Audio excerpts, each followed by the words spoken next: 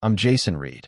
I'm 24, and I live in a small town in upstate New York, the kind of place where nothing ever really happens, and when it does, everyone hears about it before you do. This isn't a story I planned to tell. For a long time, I didn't even want to admit it to myself. But once you see certain things, you can't unsee them. And once you survive them, staying silent feels like lying. The night everything changed didn't come with shouting or tears. It came with silence. Emily, my girlfriend of almost 3 years, came home later than usual. She was 23, worked at a local insurance office, and had recently started talking a lot about new responsibilities at work. That night, she tossed her keys on the counter, kissed me on the cheek like it was muscle memory, and said she was exhausted. "I'm going to bed early," she said. I nodded. Nothing about it seemed dramatic. That's what scares me now, how normal it all felt. We lived in a small apartment near Main Street. Thin walls, creaky floors, the faint smell of old wood and coffee. I stayed on the couch, scrolling through my phone, half listening to the TV. My chest felt tight, but I ignored it. I'd been doing that a lot lately. Emily had changed over the past few months. Not in a loud way, in quiet ways. Her phone never left her side. She laughed at messages she didn't explain. She talked about coworkers I'd never met, then changed the subject too fast. I told myself I was being paranoid. Around midnight, I got up to get a glass of water. As I passed the bedroom, I saw the glow of her phone on the nightstand. The screen lit up briefly. A message preview appeared. A name I didn't recognize. 3 words. "I miss you." I stopped walking. I didn't touch the phone. I didn't open the message. I just stood there, staring at the screen like it might explain itself if I waited long enough. It didn't. I went back to the couch, my heart pounding, my mind racing through excuses faster than logic could keep up. Maybe it was harmless. Maybe I was wrong. Maybe trust meant not asking questions you were afraid of answering. I barely slept. The next morning, Emily acted normal. Cheerful, even. She made coffee, asked about my day, talked about weekend plans. She looked lighter than she had in weeks. That should have been my first real warning.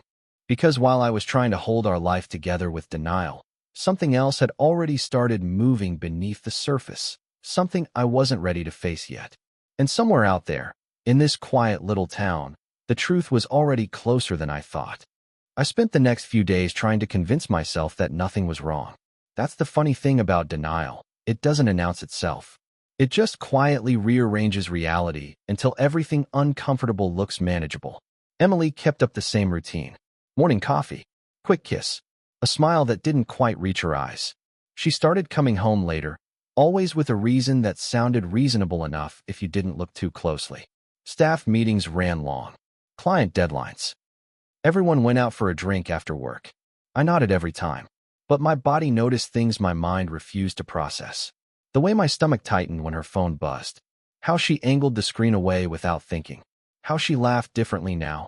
Lighter, freer, like a weight had been lifted somewhere I wasn't allowed to touch. On Thursday night, I went to Pete's Diner alone. Same booth I'd sat in since high school.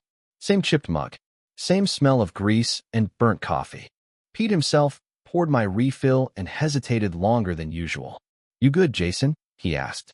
"Yeah," I said too quickly. He nodded, but the look on his face said he didn't believe me. That's the thing about small towns.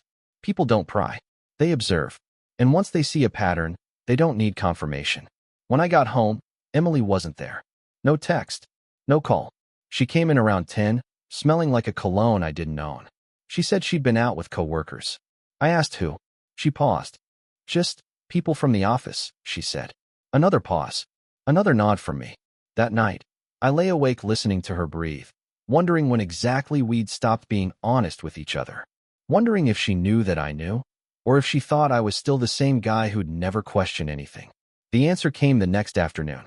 I was leaving the hardware store when I saw her car parked across the street, outside the Rusty Anchor, a bar she used to complain was too loud and too grimy. I slowed down without thinking. Through the window, I saw her sitting at a corner table, leaning forward, laughing. Across from her sat a man I didn't recognize. Early 30s. Confident posture. His hand rested casually on the table, like it belonged there. The way she looked at him. It wasn't friendly. It wasn't casual. It was intimate. I didn't go inside.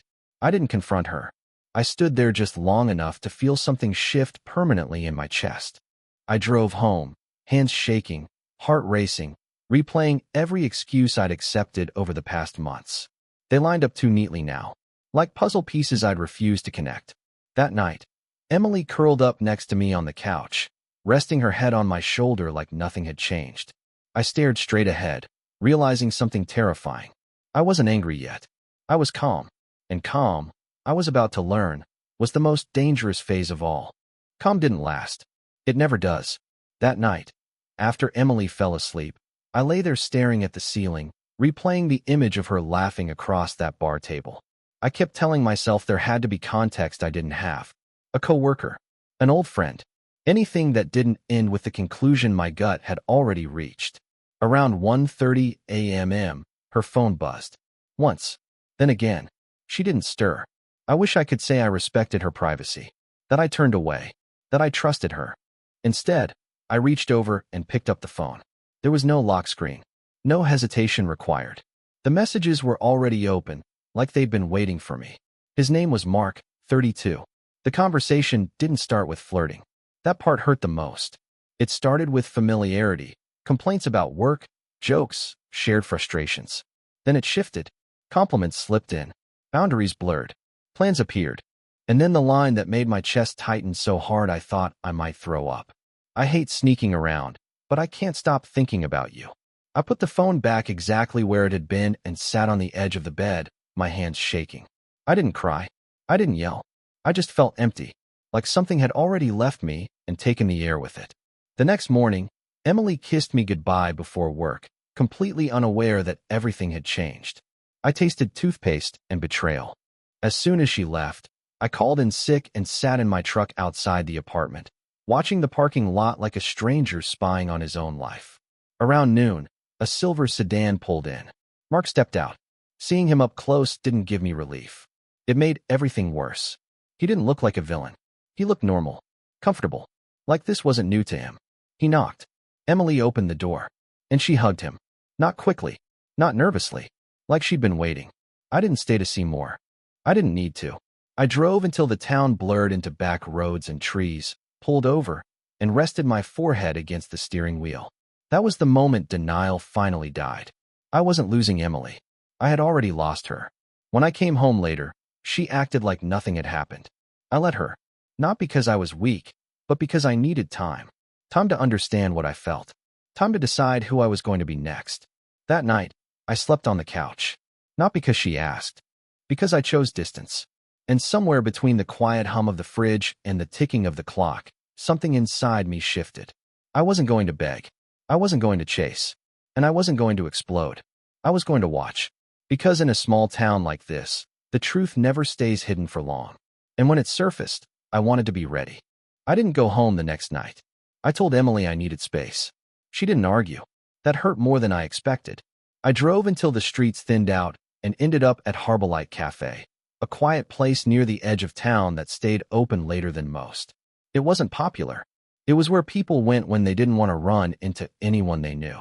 I ordered black coffee and sat alone, staring into the mug like it might give me answers. That's when I noticed her. She was sitting a few tables away, reading an old paperback, one leg crossed over the other, completely unbothered by the world around her. Early to mid-30s, I guessed.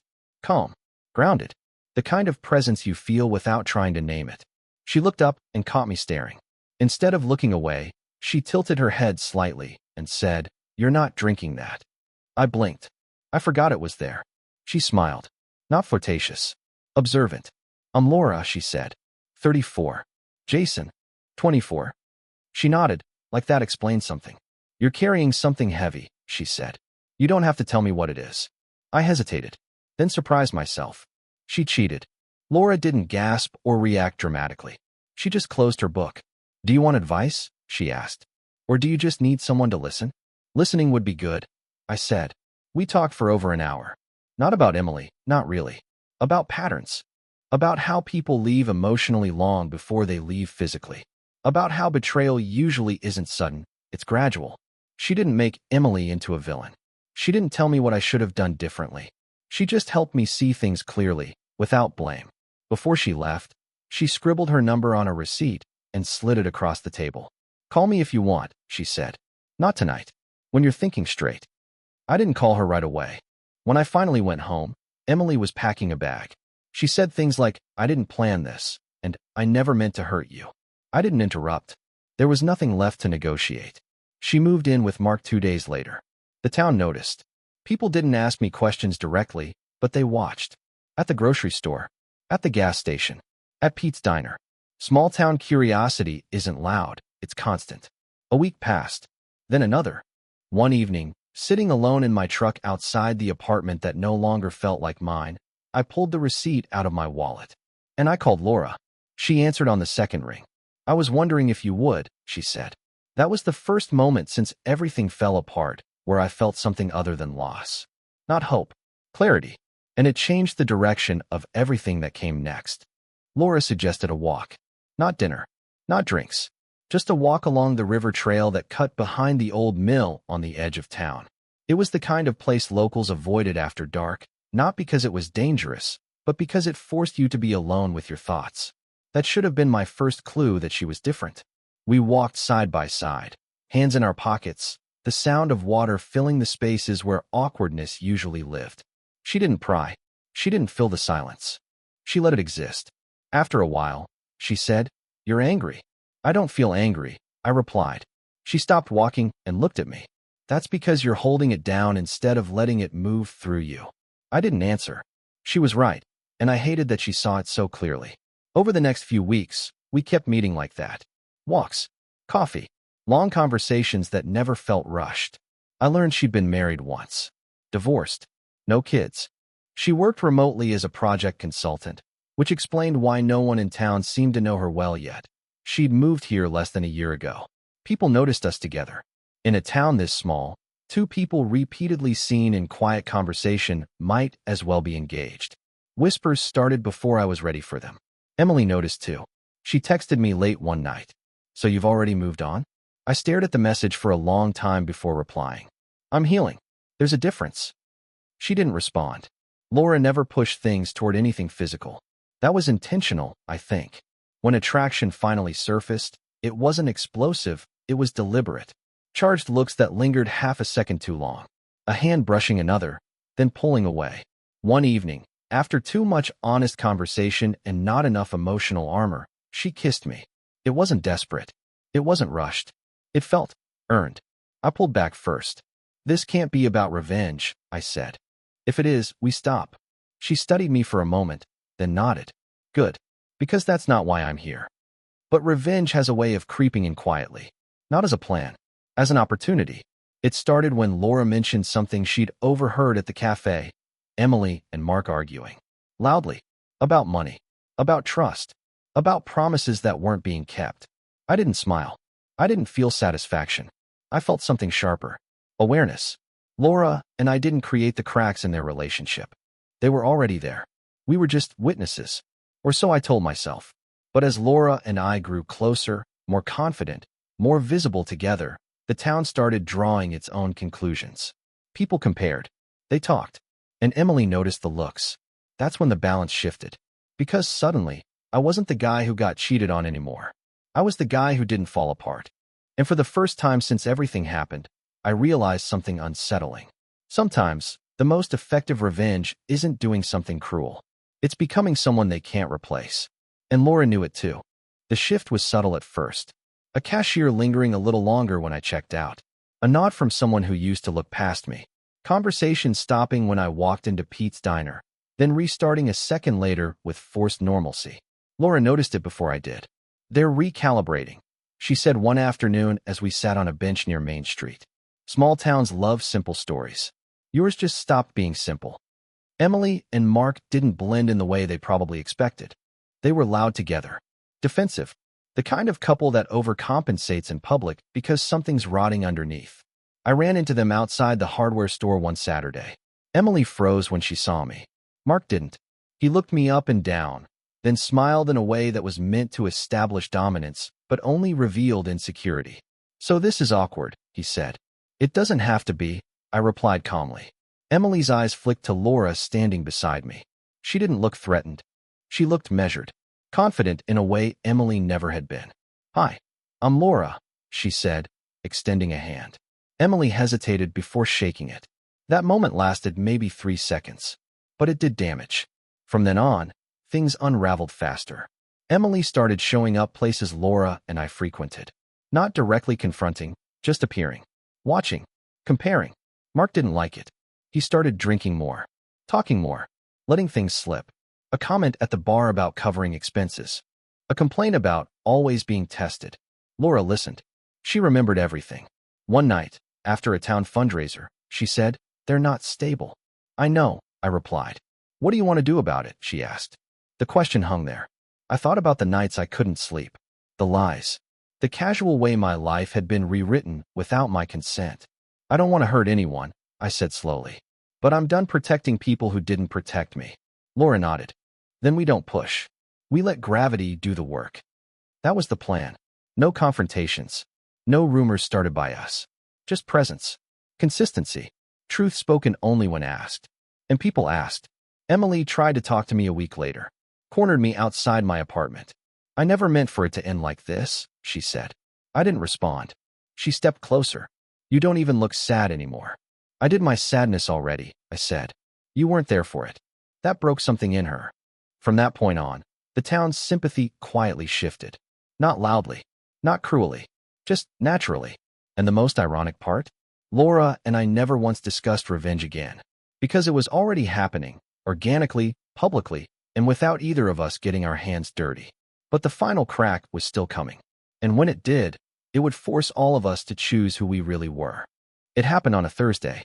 In this town, Thursday nights belonged to Rusty's bar, trivia, cheap beer, and locals pretending they weren't creatures of habit. Laura and I didn't plan to be there. We were invited by a couple she'd met through work. Emily and Mark were already inside when we arrived. I saw Emily first. She looked worn, not in a dramatic way, just dulled, like someone who'd been running on adrenaline for too long and finally ran out. Mark was at the bar, laughing too loudly. We took a table near the back. Laura squeezed my hand under the table once, a silent check-in. I nodded. I was fine. Or at least, I thought I was. About an hour in, Mark started arguing with the bartender. Something about a tab. He raised his voice. People noticed. Then he said it. "I'm not paying for all of this." Emily said she'd cover it. The room went quiet in that way small rooms do when tension spikes. Emily stood up so fast her chair scraped the floor. "That's not what we agreed on." Mark laughed. "Oh, come on. You said you'd help until things evened out." "Until you found a job," she snapped. There it was. The illusion shattered in public. People didn't stare. They pretended not to, but everyone heard. Emily grabbed her coat and rushed out. Mark stayed behind, muttering to himself, ordering another drink he clearly couldn't afford. Laura leaned in and whispered, "This is the moment." I shook my head. "I'm not doing anything." "I know," she said. "You don't have to." 2 days later, the story had spread, because stories always do. About money. About lies. About how quickly Emily's upgrade had turned into a liability. She texted me that weekend. "Can we talk?" I didn't answer right away. When I finally did, it was simple. There's nothing left to say. Laura didn't celebrate. She didn't gloat. That mattered to me more than anything else. Instead, she asked me something unexpected. "Are you actually okay now?" I thought about it. The anger was gone. The urge to prove something was gone too. All that remained was a strange, steady calm. "Yeah," I said. "I think I am." She smiled. Not because we'd won, but because I meant it.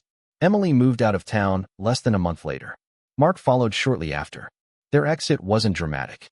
No apologies. No final confrontation. Just absence. And absence can be loud in a small town. I didn't feel victorious. I felt free. But the story didn't end there. Because when the dust settled, I still had to decide who I was going to be, now that no one else was defining me. And that decision turned out to be the hardest part of all. Life didn't snap back into place after Emily left town. It softened. Mornings felt quieter. Not empty, just uncluttered. I stopped bracing myself for texts that never came. I stopped replaying conversations in my head, trying to rewrite them into something that hurt less. Laura and I never labeled what we were doing. That was intentional.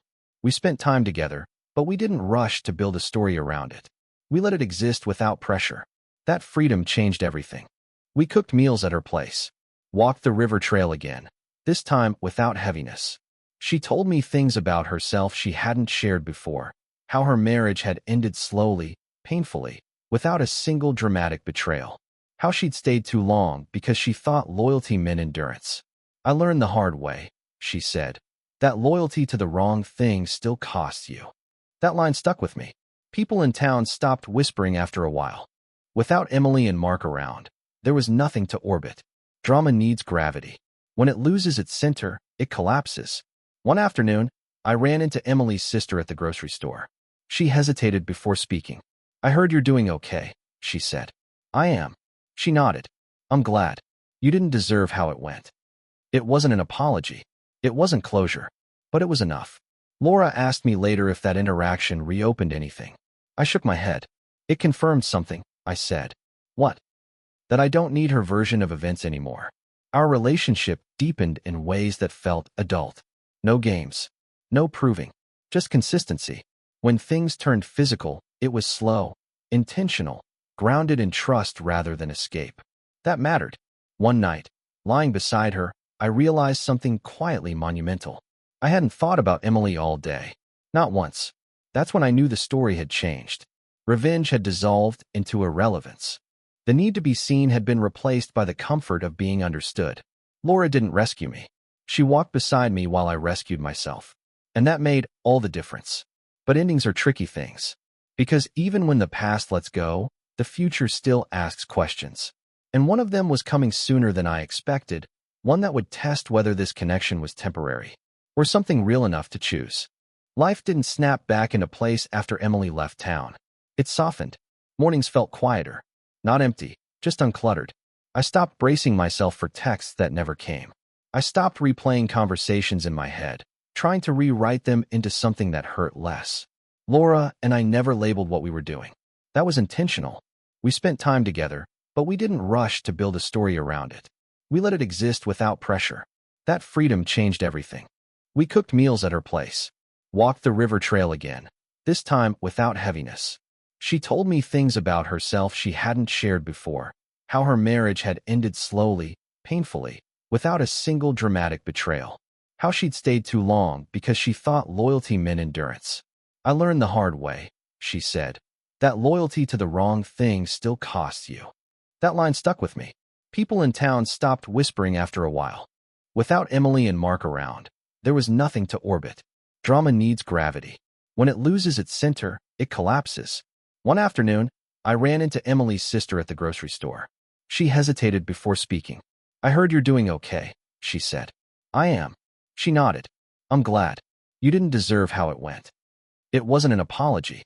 It wasn't closure. But it was enough.